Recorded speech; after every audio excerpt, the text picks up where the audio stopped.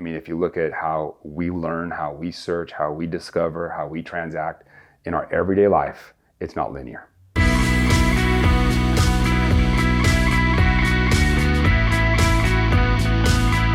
This is Velocitize Talks. I'm Eric Jones. I'm here with Paulo Simas, who's the Chief Creative Officer at W2O Group. Paulo, it's great to have you. Nice to be here.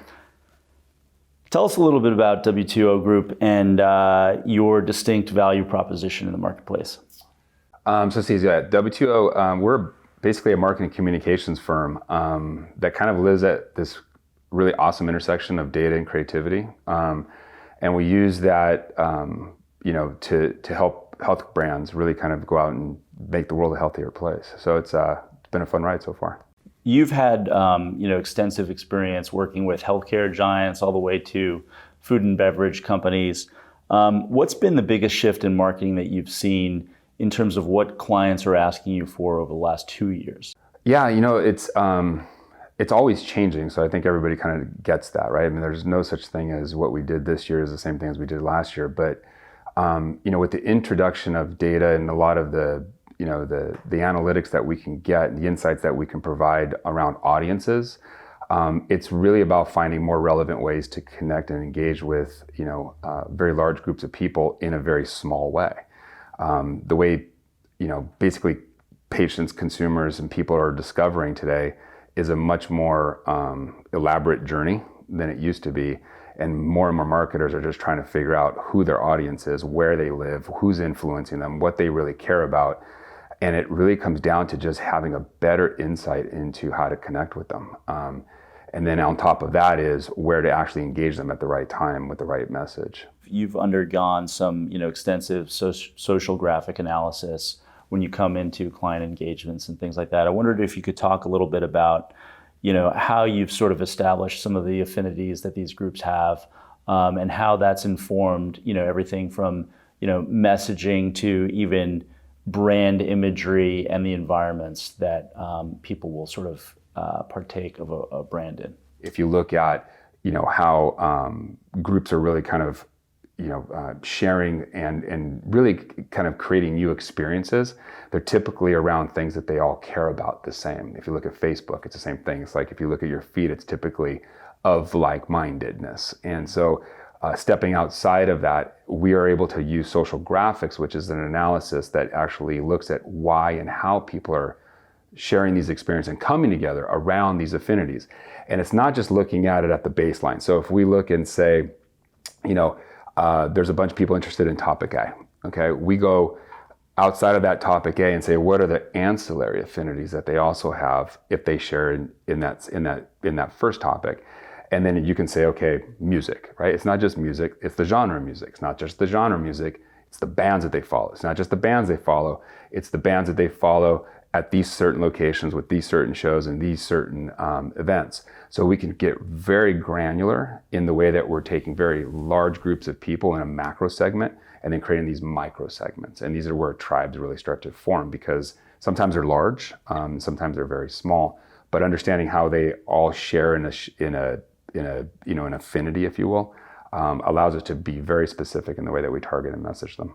Paulo, we've all seen the Colin Kaepernick ads with Nike. Do you think in today's day and age that that sense of purpose or social responsibility has to be an intrinsic part of a brand? Do you think that they can only really be relevant if they have that type of purpose, or do you think it's okay for them to sit on the sidelines and sort of stay neutral on a lot of issues? I think cause-based marketing, which is kind of how I look at that, absolutely has a role. But it all starts with kind of authenticity and some genuine, relevance to the brand. So, a Nike to put out something like that, they took a big risk in doing that, but they could genuinely do it. They have created the brand trust with their consumers over decades to get to that point where they could take a stand or have a point of view on something like that. I think it's much harder for early brands or young brands that haven't earned that trust or earned that right, if you will. But more and more, I do think that brands standing up for what they believe in is going to be equally important. Because if you look at what consumers and what a lot of individuals are looking for in their brand, it's well beyond just the product, right? It's well beyond the transaction and the engagement sometimes in the experience. They want to know they're part of something bigger. Mm-hmm. You touched on a really important word these days, trust. Historically, the tech industry has been among the most trusted industries, but we've certainly seen, an erosion of that trust over the last, year or so. How would you counsel, some tech companies to kind of regain some of that trust? Trust is, like it's all old age, right? It's a saying. It's like, trust has to be earned, right? Not given. And how do you get back trust that's been broken? And that's what you're really asking. And sometimes you can do that through, again, putting out there, being humble and just admitting and coming out. I don't want to start naming brands that I think that are doing that right now, but there's at least 3 or 4 that come to mind. Oh, screw it. Well, we've like seen the Ubers of the world, the Wells Fargo. Fargo. Exactly. But they're owning it. Right. And I think that vulnerability is part of it. Mm-hmm. It's just admitting, hey, look, guys, things didn't go as well as planned. Doesn't mean like we screwed up the doom and gloom, but there is a point at which to say, something went wrong. And we're here to do everything we can to regain the trust that you gave us for so long. We've heard millennials and Gen Z actually have less brand loyalty than prior generations. Do you think that's actually the case, or are they still kind of deciding which brands they want to be loyal to? There's just so much out there right now. Right. It's really hard, to break through, right? And it's not just being different or unique, it's being relevant. That's the most important part right now. It's not just that, do you have a unique offering or are you some, shiny new object? Do you connect? And how long can you stay connected?